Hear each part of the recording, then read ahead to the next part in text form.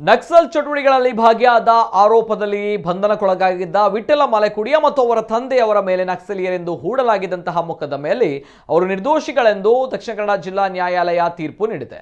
ಮಂಗಳೂರು ವಿಶ್ವವಿದ್ಯಾನಿಲಯದಲ್ಲಿ ಪತ್ರಿಕೋದ್ಯಮ ವಿದ್ಯಾರ್ಥಿಯಾಗಿದ್ದ ವಿಠ್ಠಲ್ ಮಲೆಕುಡಿಯ ಪ್ರಕರಣ ರಾಷ್ಟ್ರ ಮಟ್ಟದಲ್ಲಿ ಸುದ್ದಿಯಾಗಿತ್ತು.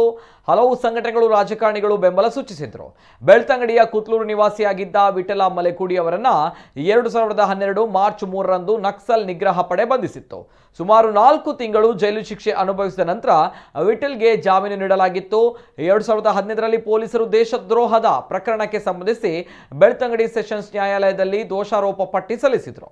ನಕ್ಸಲ್ ನಿಗ್ರಹ ಪಡೆ ನ್ಯಾಯಾಲಯಕ್ಕೆ ಸಲ್ಲಿಸಿದ್ದ ದೋಷಾರೋಪ ಪಟ್ಟಿಯಲ್ಲಿ ವಿಠ್ಠಲ್ 6ನೇ ಆರೋಪಿಯಾಗಿದ್ದು, ತಂದೆ 7ನೇ ಆರೋಪಿಯಾಗಿದ್ದರು.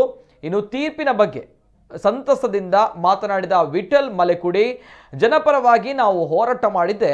ನಮ್ಮ ವಿರುದ್ಧ ಷಡ್ಯಂತ್ರ ಮಾಡಲಾಗಿತ್ತು. ಏನು ತಪ್ಪು ಮಾಡದೆ 3 ತಿಂಗಳು ನಾನು ನನ್ನ ತಂದೆ ಜೈಲಿನಲ್ಲಿ ಇರಬೇಕಾಯಿತು. ಕೈಗೆ ಕೋಳ ಹಾಕಿ ಮಂಗಳೂರು ವಿಶ್ವವಿದ್ಯಾನಿಲಯದಲ್ಲಿ ಪರೀಕ್ಷೆ ಕೂಡ ಬರೆಯುವಂತಹ ಪರಿಸ್ಥಿತಿ ಬಂದಿತ್ತು. ಇದೀಗ 9 ವರ್ಷಗಳ ನಂತರ ನಮಗೀಗ ನ್ಯಾಯ ಸಿಕ್ಕಿದೆ, ಸಂತಸ ತಂದಿದೆ. ನನ್ನ ಪರವಾಗಿ ಸಮರ್ಥವಾಗಿ ನ್ಯಾಯ ಮಂಡಿಸಿದ ವಕೀಲರಿಗೆ, ನ್ಯಾಯಾಲಯಕ್ಕೆ, ಜೊತೆಗೆ ಡಿವೈಎಫ್ಐ ಸೇರಿದಂತೆ ದಲಿತ ಸಂಘಟನೆಗಳು ನಮ್ಮ ಜೊತೆ ಇದ್ರು, ಇವರಿಗೆ ಕೃತಜ್ಞತೆ ಸಲ್ಲಿಸುತ್ತೇನೆ ಎಂದರು. ಜೊತೆಗೆ ಈ ಸಂದರ್ಭ ಅವರು ಮಾತನಾಡಿದ್ದು, ಭಗತ್ ಸಿಂಗ್ ಪುಸ್ತಕವನ್ನ ನಾವು ಓದಬಾರದ, ಸಕ್ಕರೆ ಮತ್ತು ಚಾಹುಡಿಯನ್ನ ನಾವು ಮನೆಯಲ್ಲಿ ಇಟ್ಟುಕೊಳ್ಳಬಾರದ ಎಂಬ ಪ್ರಶ್ನೆಯನ್ನ ಪೊಲೀಸ್ ಮತ್ತು ಸರ್ಕಾರಿ ವ್ಯವಸ್ಥೆಗೆ ಈ ಸಂದರ್ಭ ಕೇಳಿದರು. ಇನ್ನು ನ್ಯಾಯಾಲಯದ ಈ ತೀರ್ಪನ್ನು ಸ್ವಾಗತಿಸಿರುವ ಡಿವೈಎಫ್ಐ ಕರ್ನಾಟಕ ರಾಜ್ಯ ಸಮಿತಿ, ಇದು ನ್ಯಾಯಯುತ ಹೋರಾಟಕ್ಕೆ, ಸತ್ಯಕ್ಕೆ ಸಂದ ಜಯ. ಈ ತೀರ್ಪು ಆಳುವ ಸರ್ಕಾರ ಮತ್ತು ಸ್ಥಾಪಿತ ಹಿತಾಸಕ್ತಿಗಳ ಕುತಂತ್ರವನ್ನ ಬಯಲಿಗೆ ಎಳೆದಿದೆ ಎಂದು ತಿಳಿಸಿದೆ.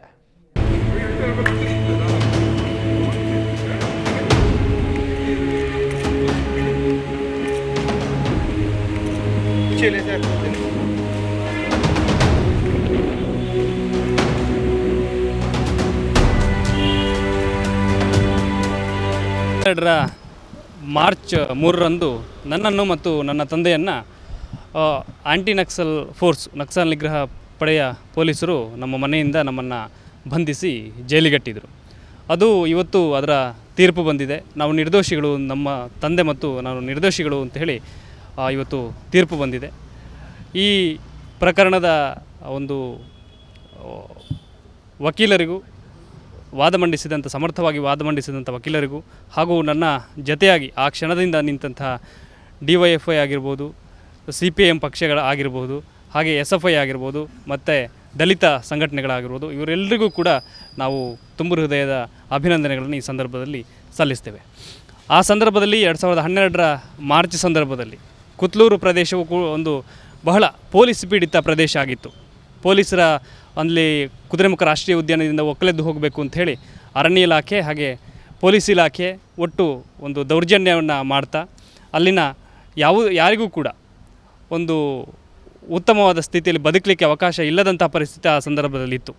ಆದರೆ ಕುದುರೆಮುಖ ರಾಷ್ಟ್ರೀಯ ಉದ್ಯಾನದಿಂದ ನಾವು ಯಾರೂ ಕೂಡ ಒಕ್ಕಲೆದ್ದು ಹೋಗೋದಿಲ್ಲ, ನಮಗೆ ಅಲ್ಲಿ ವ್ಯವಸ್ಥೆ ಮಾಡಿಕೊಡಬೇಕು ಅಂತ ಹೇಳುವ ಕಾರಣಕ್ಕೋಸ್ಕರ ನಮ್ಮನ್ನು ಪೊಲೀಸರು ನಮ್ಮನ್ನು ಆ ಸಂದರ್ಭದಲ್ಲಿ ಬಂಧಿಸಿದರು. ಇದೇ ಸಂದರ್ಭದಲ್ಲಿ 3 ತಿಂಗಳು ಜೈಲಿನಲ್ಲಿ ಕೂಡ ಇರಬೇಕಾಯಿತು ನಾನು ಮತ್ತು ನನ್ನ ತಂದೆ. ಈ ಸಂದರ್ಭದಲ್ಲಿ ನನಗೆ ಕೈಕೋಳ ಹಾಕಿ ಎಕ್ಸಾಮನ್ನು ಕೂಡ ಮಂಗಳೂರು ವಿಶ್ವವಿದ್ಯಾನಿಲಯದಲ್ಲಿ ಬರೆಸಿರುವಂಥ ಘಟನೆಗಳು ನಡೆದಿತ್ತು. ಬಹುಶಃ ಇವತ್ತು ಅದಕ್ಕೆ ಒಂದು ಕೊನೆ ಸಿಕ್ಕಿದೆ. ಸುಮಾರು 9 ವರ್ಷಗಳ ನಂತರ ನ್ಯಾಯಾಲಯ ನಮಗೆ ಒಂದು ನ್ಯಾಯವನ್ನು ಒದಗಿಸಿಕೊಟ್ಟಿದೆ. ಇದಕ್ಕಾಗಿ ನ್ಯಾಯವನ್ನು ಒದಗಿಸಲಿಕ್ಕೆ ಸಹಕರಿಸಿದ ಸಮಸ್ತ ದೇಶದ ನಾಗರಿಕ ಬಂಧುಗಳಿಗೆ ನಾವು ಧನ್ಯವಾದವನ್ನು ಅರ್ಪಿಸ್ತಾ ಇದ್ದೇವೆ. ಸರ್ಕಾರದಿಂದಲೇ ಇತ್ತು, ಯಾಕಂದರೆ ನಾವು ಅಲ್ಲಿಂದ ಒಕ್ಕಲೆದ್ದು ಹೋಗಬೇಕು ಅನ್ನುವಂಥದ್ದೇ ಅವರ ಮೂಲ ಉದ್ದೇಶ ಇತ್ತು. ನಾವು ಕುದುರೆಮುಖ ರಾಷ್ಟ್ರೀಯ ಉದ್ಯಾನದಿಂದ ನಾವು 10 ಲಕ್ಷಕ್ಕೆ ಒಕ್ಕಲೆದ್ದು ಬರೋದಿಲ್ಲ, ನಾವು ವ್ಯಾಪಾರಿ ದೃಷ್ಟಿಯಿಂದ ನಮ್ಮ ಭೂಮಿಯನ್ನು ನೋಡಿಲ್ಲ ಅನ್ನೋ ಕಾರಣಕ್ಕೋಸ್ಕರ ನಾವು ಅಲ್ಲಿಂದ ಒಕ್ಕಲೆದ್ದು ಬರಲಿಕ್ಕೆ, ನಾವು ಕುದುರೆಮುಖ ಅರಣ್ಯದಲ್ಲಿದ್ದರೂ ಕೂಡ ನಾವು ಹೊರಬರಲಿಕ್ಕೆ ನಾವು ತಯಾರಿರಲಿಲ್ಲ. ಇದನ್ನು ಮನಗಂಡಂಥ ಪೊಲೀಸ್ ಇಲಾಖೆ ಆಗಿರ್ಬೋದು ಆ ಸಂದರ್ಭದಲ್ಲಿ ಜನರಿಗೆ ಕಿರುಕುಳವನ್ನು ಮಾಡ್ತಾಯಿತ್ತು. ಸರ್ಕಾರ ಒಟ್ಟು ಒಂದು 10 ಲಕ್ಷ ರೂಪಾಯಿಯನ್ನು ಕೊಟ್ಟು ನಿಮ್ಮನ್ನು ಮನೆಯನ್ನು ಖಾಲಿ ಮಾಡಿ ಅಂತ ಹೇಳುವಂಥ ಒತ್ತಡಗಳು ಕೂಡ ಆ ಸಂದರ್ಭದಲ್ಲಿತ್ತು. ಇದಕ್ಕೆ ನಾವು ವಿರೋಧ ವ್ಯಕ್ತಪಡಿಸಿದ್ದರಿಂದ ಮತ್ತು ನಾವು ಜನಪರ ಚಳುವಳಿಯಲ್ಲಿ ನಮ್ಮ ಊರಿನಲ್ಲಿ ಆಗ್ತಿರುವಂಥ ಅನ್ಯಾಯವನ್ನು ಪ್ರತಿಭಟಿಸಿದ್ದರಿಂದ ಅದು ಮಾಧ್ಯಮಗಳಲ್ಲಿ ಪ್ರಕಟ ಆಯಿತು. ಈ ಸಂದರ್ಭದಲ್ಲಿ ಸರ್ಕಾರಕ್ಕೆ ಸ್ವಲ್ಪ ಮುಜುಗರ ಆಗ್ತಾ ಇತ್ತು. ಇಂಥ ಸಂದರ್ಭದಲ್ಲಿ ನನ್ನನ್ನು ಆ ಪ್ರದೇಶದಲ್ಲಿ ನಾನೊಬ್ಬನೇ ಖಂಡಿತವಾಗ್ಲೂ ಭಗತ್ ಸಿಂಗ್ ಪುಸ್ತಕವನ್ನು ಓದುವಂಥದ್ದು ದೇಶದ್ರೋಹ ಅಲ್ಲ, ಭಗತ್ ಸಿಂಗ್ ಪುಸ್ತಕವನ್ನು ಓದಬಹುದು ಅಂತ ನ್ಯಾಯಾಲಯ ಕೂಡ ಒಪ್ಕೊಂಡಿದೆ. ಪೊಲೀಸರು ಆ ಸಂದರ್ಭದಲ್ಲಿ ಕೂಡ ಅದನ್ನು ವಿಚಾರಣೆ ಸಂದರ್ಭದಲ್ಲಿ ಭಗತ್ ಸಿಂಗ್ ಪುಸ್ತಕವನ್ನು ಓದುವುದು ಅಥವಾ ಇಟ್ಕೊಳ್ಳೋದು ತಪ್ಪಲ್ಲ ಅಂತ ಹೇಳಿತ್ತು.